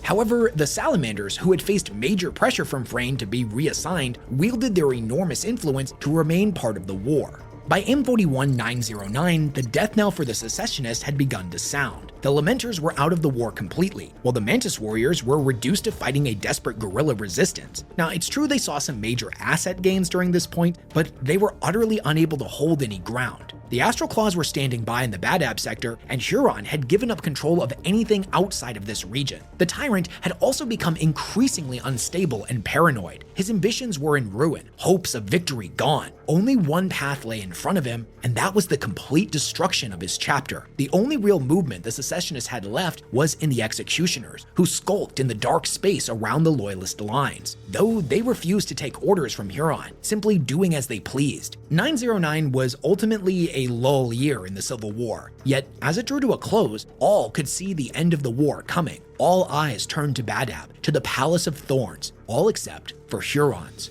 Alone in his chambers, his eyes were fixed only on one thing, the Maelstrom itself. His ambitions had turned to dust. His dream of giving the Imperium a new empire is a nightmare of his own creation. Everyone he knew, everyone he cared for was going to die, and it had all been his fault, no others. He had betrayed his friends and comrades. Earlier in the video, we compared Huron to Aragorn, a charismatic and heroic individual. But the truth is, Huron is more like Boromir, and just like Boromir, he had heard a call coming from the dark. The year is M41 910, and the Mantis Warriors' worlds are burning. Little is left on each of them but mutilated piles of meat and bone. Early in the year, the Imperium began what is known as the Tranquility Campaign, a campaign focused entirely on the civilian population of the Mantis Warriors' planets. It is nothing short of wanton, cruel genocide. The people of these planets are being systematically hunted and slaughtered, but the Mantis Warriors refuse to leave them behind to die. Thus, they are dragged into an unfavorable scenario, pitched battle. It's important to understand here that the Mantis Warriors never wanted to be in this war in the first place, but they're still fighting in it because Huron told them that it was the Inquisition that killed their chapter master. So with noble intent and to protect the people of their worlds from annihilation, these warriors of shadow stepped out into the light to face their doom. From the sky came a rain of drop pods, painted ash gray and trimmed with bronze, each bearing the heraldry of a white shark. These were the assault craft of the Carcharodon Astra, a mysterious chapter rarely seen by the Imperium. Now, unknown to most at this time, the Carcharodon Astra had been involved in the Badab Civil War since at least the fall of Vianaya, but it was only now in 910 that they were making themselves known to Imperial command. After a tense first contact, they had been assigned to the Tranquility Campaign alongside the battered remnants of the Fire Angels and other chapters. In a series of savage assaults, the Carcharodons broke the Mantis Warriors. By the end of 910, the Mantis Warriors were scattered to the winds and were officially removed from the war, leaving only the Astral Claws and the Executioners on the side of the secessionists. Now, it's difficult to get across just how horrifying the Carcharodon assaults truly are, but if you're morbidly curious, I did do a deep dive on this chapter, so you should definitely check that out after you finish this one. For context here, the Carcharodons were so brutal, so bloody, and so savage that after fighting alongside them, the Fire Angels asked to be relieved from this war. This was the chapter who fought in the Second Battle of Sagan, where the ground was choked with Life-Eater virus. They fought through a literal pestilent hell. They had seen some true horrors in battle, but the Carcharodon savagery was so cruel, so horrific, that the Fire Angels nearly attacked them out of a sense of honor, even though they were on the same side. Thus, at the end of the Tranquility Campaign, not only the Mantis Warriors, but the Fire Angels as well were completely out of the war. With the Mantis Warriors defeated, Huron was left with only a single ally, the Executioners, a chapter who had not been badly scarred at all by this war, but had also not fully committed to any single engagement. They were frankly doing little more than marauding and meeting loyalist forces in honorable battles. Their whole attitude for this conflict was treating it like a blood sport and not really a war, an attitude that infuriated Huron to no end. At this time, relations between the two allies was extremely sour, but the breaking point would come in M41 911. Near the start of the year, the Loyalists had begun a new offensive, their target being the Lambton system, which was another key strategic stepping stone in order for the Loyalists to launch an assault on the Badab sector. At this point in the war, the Loyalist forces had suffered a lot of attrition, while by contrast, the Astral Claws were relatively unscathed, so a lot more was expected of all of the newer arrivals like the Minotaurs and the Carcharodons. Unfortunately for them though, both of these chapters are historically extremely uncooperative, so it came as kind of a surprise when they actually volunteered a force to aid in the capture of Lambton. The task force that was formed was named Gift of Fire and consisted of an elite contingent from the Salamanders and a larger force from the Minotaurs. The strike force assaulted the Lambton system and took it with little issue, despite the Space Marines being outnumbered 100,000 to 1. Now, the main reason the Astartes had little issue here, even though they were so grossly outnumbered, links back to the area the Astral Claws actually had suffered some form of attrition in, the Tyrant's Legion. The Lambton system was simply garrisoned by the rabble of nearby planets. Now, this being the Maelstrom, an area saturated in warp corruption, meant that many of them were monstrous mutants. This was treading very close to the line of the Astral Claws, employing the forces of chaos into their armies. Now, mutation can definitely be a powerful boon in a fight, but they were certainly unorganized and made for poor opposition to actual Space Marines. Thus, the Lambton system firmly fell into Loyalist hands. In the ruins of Lambton, the Minotaurs and the Salamanders would find a series of underground tunnels filled with illegal experiments. Worst of all was a cache of gene seed taken by the hated corpse taker apothecaries. This was a cadre of apothecaries employed as part of the Tyrant's Legion who would pick the battlefield clean of Astartes, taking gene seed from Loyalist and Secessionist forces alike. It was only here on Lambton that the full extent of Huron's thievery was revealed, an act that disgusted every Loyalist Space Marine to their core. Think about it, stealing resources and ambushing shipping lanes and stuff like that, that's one thing. It's not good, but it's expected in war. Taking the gene seed from your defeated foes, literally taking the essence of a chapter, that's an insult on a completely different level for Space Marines. The cache of stolen gene seed would be recovered and loaded into the Salamander's battle barge, the Pyre of Glory. Though when the task force fell back to link up with the Imperial lines, they encountered a rough patch in the warp. Now, warp travel is best linked into sailing the seas during the golden age of sail. And what happened was the task force fleet had encountered a storm and ended up scattered. And one of the ships separated from the rest of the fleet was the Pyre of Glory itself, which unfortunately turned up in Astral Claws held territory. This infamous ship had helped inflict numerous massive defeats on the Astral Claws at this point in the war. So the local Astral Claws commander, Commodius, leapt at the opportunity to take the ship as a prize, contacting some nearby executioner forces to help them capture it. The combined force of executioners and Astral Claws would end up being too much for the Salamanders, though they did put up a fierce fight and repelled multiple boarding actions before the ship was finally disabled. The executioners then offered the Salamanders an honorable surrender, which the commander, Pellis Merson, accepted. Just a side note, the Secessionists have no idea how big of a capture Pellis Merson actually is. He had been working hand in hand with Carib Cullen to coordinate the entire war effort. Plus, he's been the commander for numerous important actions in the war so far. The executioners accepted the surrender and agreed to lead the Pyre of Glory out of the war zone, on the condition that all those aboard would not continue fighting within the war. Meanwhile, Commodius led his boarding force to capture the ship's armory and raid it for supplies, violating the surrender his allies had just accepted. Worse still, Commodius assaulted the battle barge's gene seed vault, hoping to not only recover the gene seed the Loyalist had seized in the Lambton system, but to steal the Sons of Nocturne's own stores as well. When the executioners learned of what Commodius had done, they flew into a blind rage. This was a sacrilegious act that violated everything they stood for. Merson explained to the outraged Sons of Dorn that this wasn't the first time the Astral Claws had done something like this, so he detailed to them in full the acts of the Astral Claws corpse taker cadres. So incandescent with rage were the executioners that they immediately turned on their allies. The Salamanders and executioners butchered all the Astral Claws present. In the ensuing carnage, Merson personally claimed Commodius' head. Without a further word, the executioners left and the Pyre of Glory was able to make it to safe harbor. This incident, known as the Red Hour, would mark the end of the Executioner's alliance with the Astral Claws, officially leaving the Tyrant of Badab completely alone against the Imperium. Though, if that wasn't enough, the Executioners wouldn't just simply leave the war, they would instead annihilate all of the Astral Claws' hidden bases outside the Badab sector. Now, eventually, the Executioners would fully exit the war in M41-912, when Captain Mearson came to them with an honorable truce, allowing the Executioners to stand down and reside on Nocturne till the war had ended.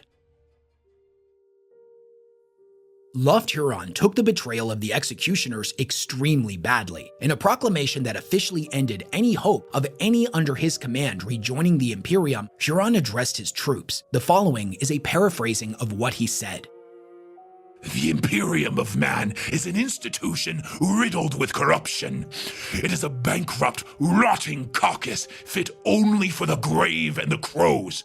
We shall no longer toil for this institute that has demonized us, bled us, and betrayed us. We sought only to ignoble mankind, to build an empire worthy of humanity. No longer. We still strike to make an empire worthy of man, but a sovereign state dedicated to the survival and the triumph of mankind. I swear to you, my loyal warriors, my glorious legion, that I will fight till my last breath to avenge our dead against those that have betrayed us, that the freedoms given to us by our right as Astartes will not be infringed upon by these beggars, bureaucrats, and traitors. We are the guards of the Maelstrom, and we need no others, for we are strong, and the strong are strongest alone.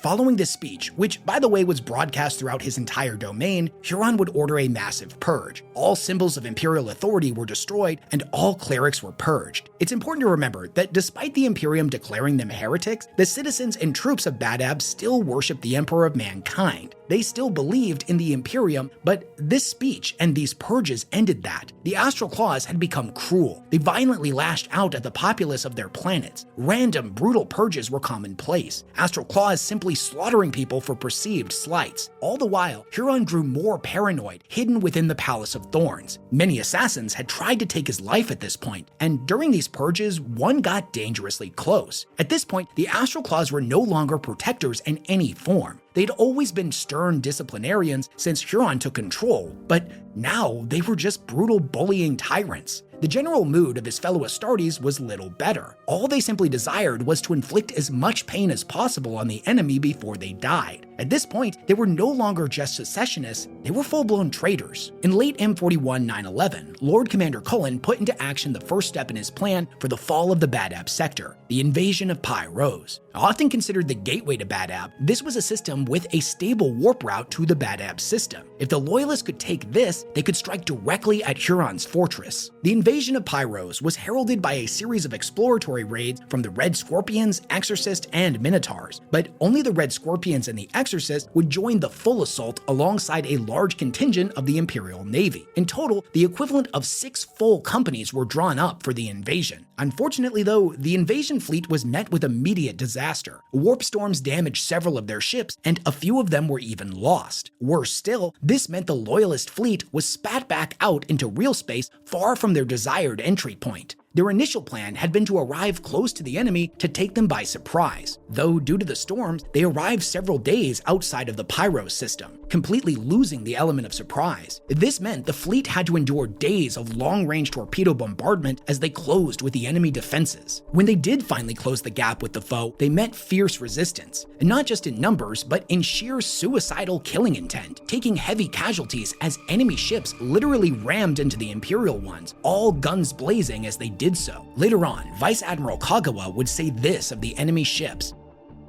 that they fought as if the Tyrant's claws were at their neck, that they feared him far more than a mere death at the muzzle of our guns.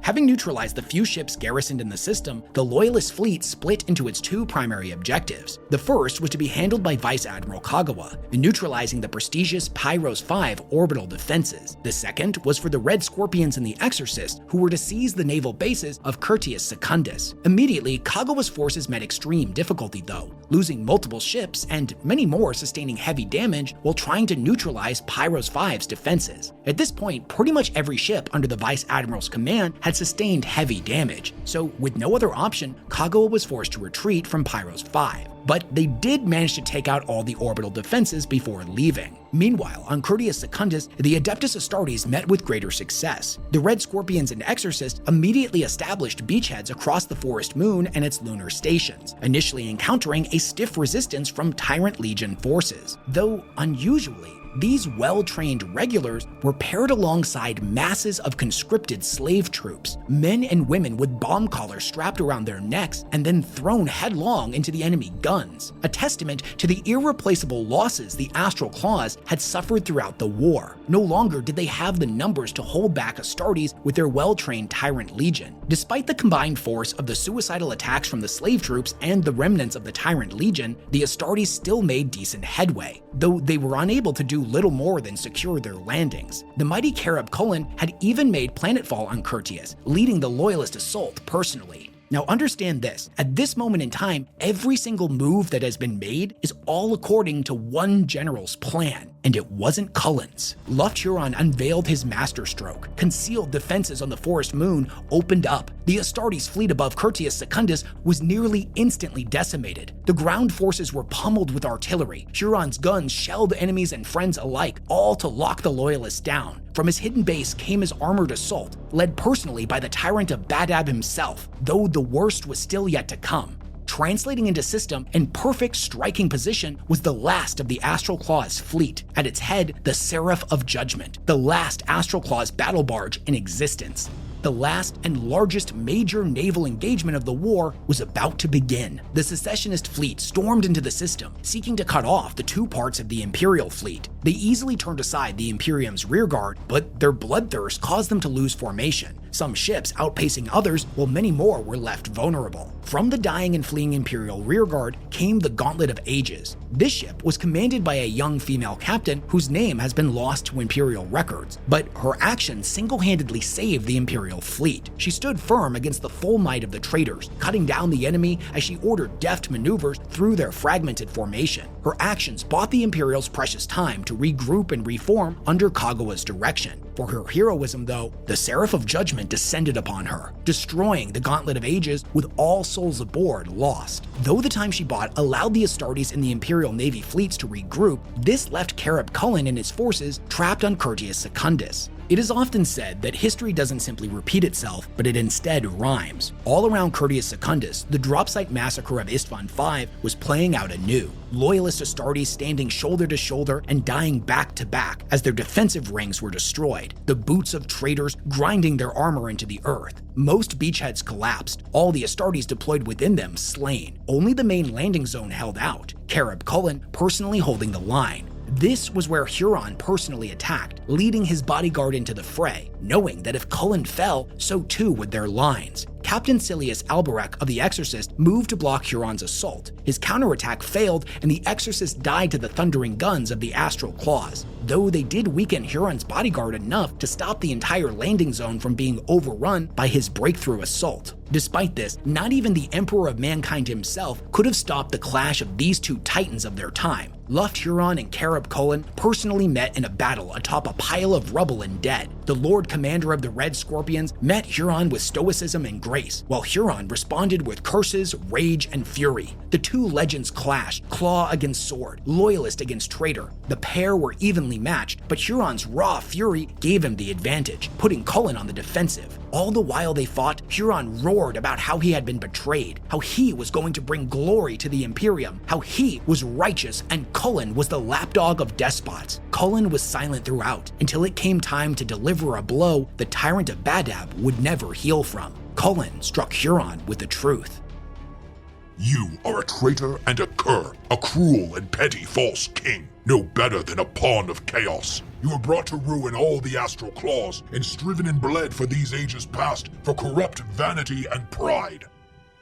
To drive the point home, Cullen sidestepped Huron's blow and cut the Tyrant to his core with his relic blade. Now, this blow should have killed him, should have seen the Tyrant dead and the war ended. Yet Huron lived, seemingly unfazed by the blow, driven on by some dark thirst for vengeance. Snarling and screaming, he thrust his power claw into Cullen's chest, destroying one of his hearts and casting the Lord Commander down. Cullen fell down the pile of rubble and dead, landing at its base. The Tyrant of Badab cast his head back and bellowed in dark laughter as Cullen slowly rose back to his feet. The Lord Commander of the Red Scorpions clutched at his bleeding chest, using his relic blade to support his weight. Looking up, he saw Huron atop a pile of burning ruin and death, laughing. Then, the sky exploded. While Cullen and Huron had been dueling, the fate of Pyros had been decided in the void. Kagawa had formed the Loyalist fleet into a tight defensive block, meaning the secessionists couldn't bring their full firepower to bear against the Imperials. So enraged were the secessionists by this that they opened fire anyway with their full broadsides, meaning many of their own ships were caught in the crossfire. Worse still, the Imperials had coordinated so tightly and so well that their salvos had great effect on the secessionists. The traitors lost a large number of their capital ships in this first engagement. The two fleets broke apart, turned on a dime, and rushed headlong at each other. The Imperials' more disciplined formation proved to be its saving grace. The secessionist fleet splintered as Kagawa's forces punched through. The battle ended as the Seraph of Judgment detonated in a titanic explosion. While the remaining Imperial ships mopped up the remnants of the secessionist fleet, the Red Scorpion strike cruiser, the Redeemer, set out to save the remnants of the Astartes trapped on Curtius. Okay, so in a frankly insane attempt, the Redeemer effectively crashed itself into the forest moon. Now, Imperial ships of this size are never meant to enter the atmosphere. They're purely void crafts. So by slamming the Redeemer into the atmosphere of the planet, the Red Scorpions created a huge impact wave, essentially akin to an asteroid striking the world. During this massive windstorm, the Redeemer deployed masses of Thunderhawks, extracting all the Astartes it could. Nearly tearing itself apart in the attempt, the Redeemer was successful, and the forces trapped on the moon were extracted. Even large swaths of the wounded were evacuated, including, of course, Carib Cullen.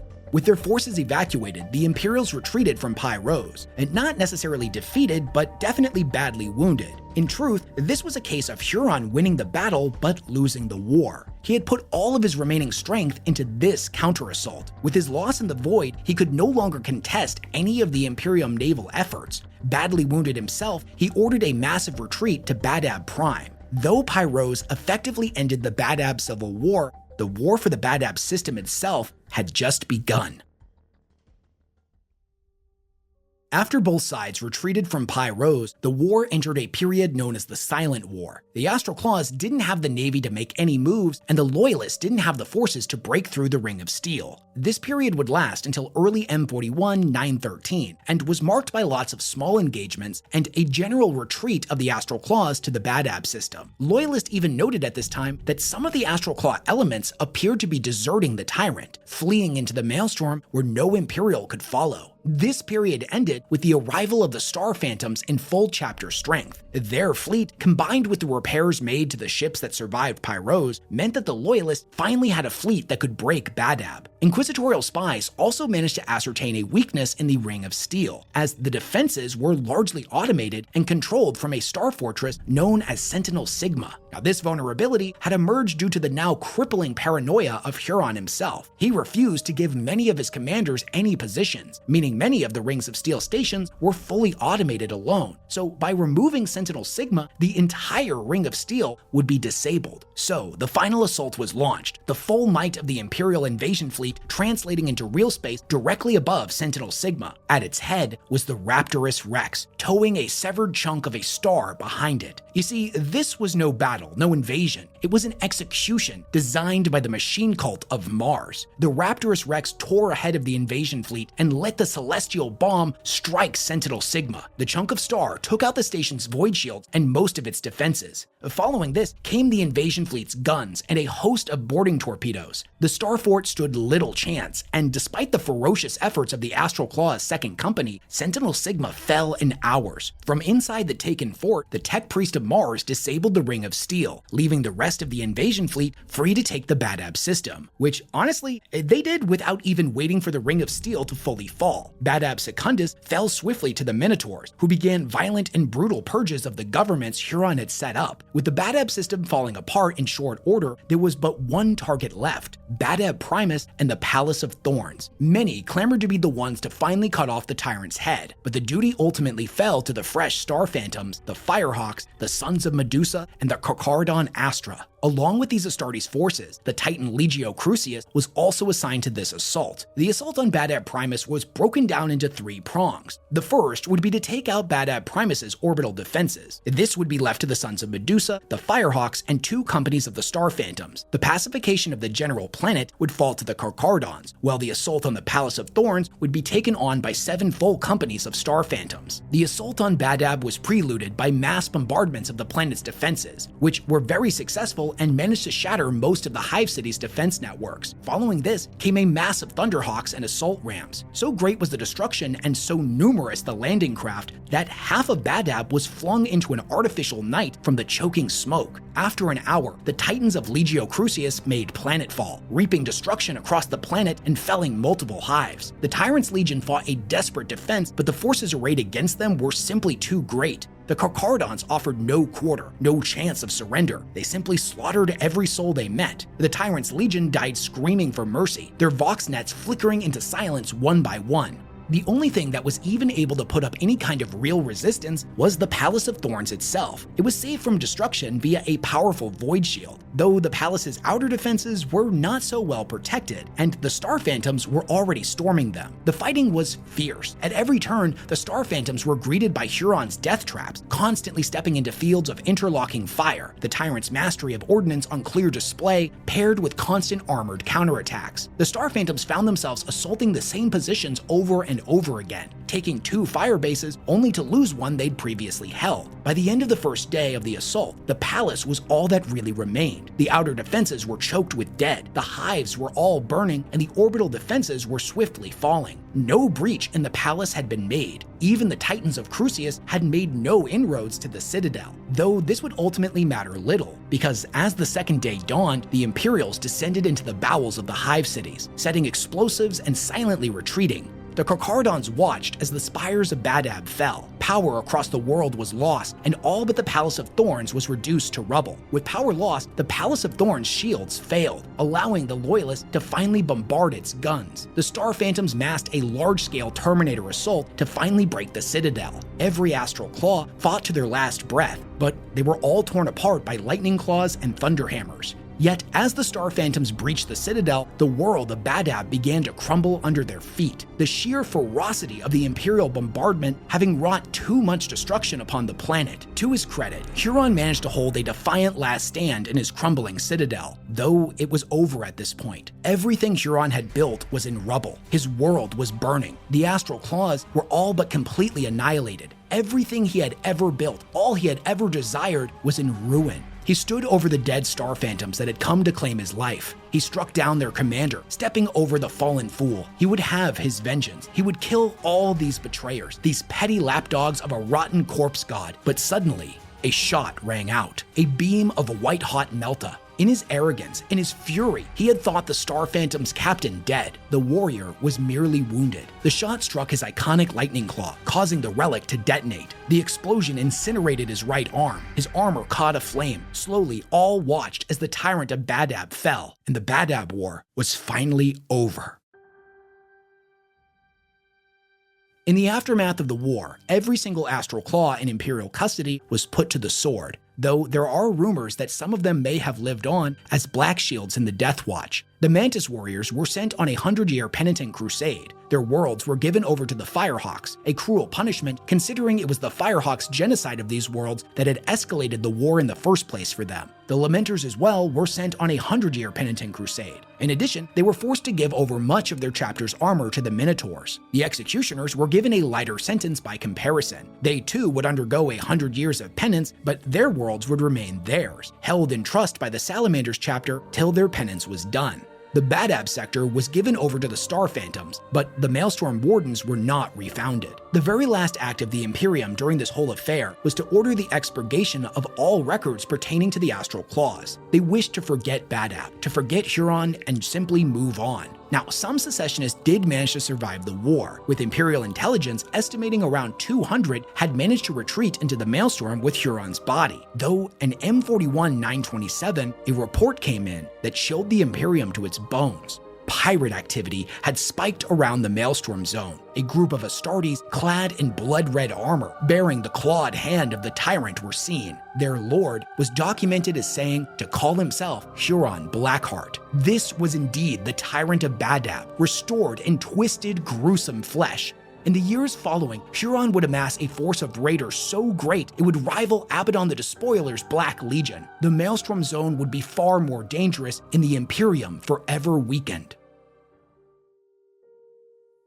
The records kept by the Imperium would have its citizens believe that Luft Huron was simply born bad, that he was a deeply flawed and troubled man, and his downfall was inevitable. But this is simply a lie. On the opposite end, though, to hail him as a pure and noble hero who was simply pushed into the clutches of chaos by the Imperium itself also lacks a certain degree of nuance. The truth, as is all too often the case, is far more of a gray area. And this is the reason why Badab and Huron's stories are considered to be some of the finest lore ever written by Games Workshop. Huron was vain and glory-hungry. He purged those he saw as lesser, who would dare question his dominion as an Astartes. Yet under his rule, the Maelstrom was the safest it had ever been. The only true sacrifice required was a bunch of greedy nobles. And let's be honest, the Imperium already has enough of those as it is. The simple fact is, Badab and Huron's fall were caused by the High Lords not granting his request, which seemed perfectly reasonable at the time. Yet, I think even if they had told him why, even if they had listened to him, even if they had a conversation with him and they treated him like a person and not a slave, the moment they said no, Huron's path to damnation would have been set regardless. It was always his ambition, his arrogance that was his bane, not just the stubborn ignorance of the High Lords, which, fair enough, is super easy to point at as the main cause for all this. The greatest blow Huron was ever dealt was by Cullen. Those words that he spoke to him during their battle cut him to his core, and he was never the same again. But let me know what you think of all this down in the comments. Was Huron actually a hero who was forced into damnation by ignorant bureaucrats? Or was he always a black-hearted monster whose fall was gonna happen one way or the other? Now, I'm not gonna lie to you, we cut a lot of lore out of the whole Badab Wars to tell this story and make it an abridged version that was easy to follow. So if you enjoyed this video, I highly recommend you read the books for yourself. As I said, it's some of the best lore that Games Workshop has ever written, and if you want to hear about any of the other chapters or characters that were mentioned in this, definitely let me know about it down in the comments section. Anyways, as always, leave your questions, comments, concerns, corrections, and ideas for future videos down in the comment section below. Big thanks to everyone who supports all the work that I do, and I will catch you all in the next one.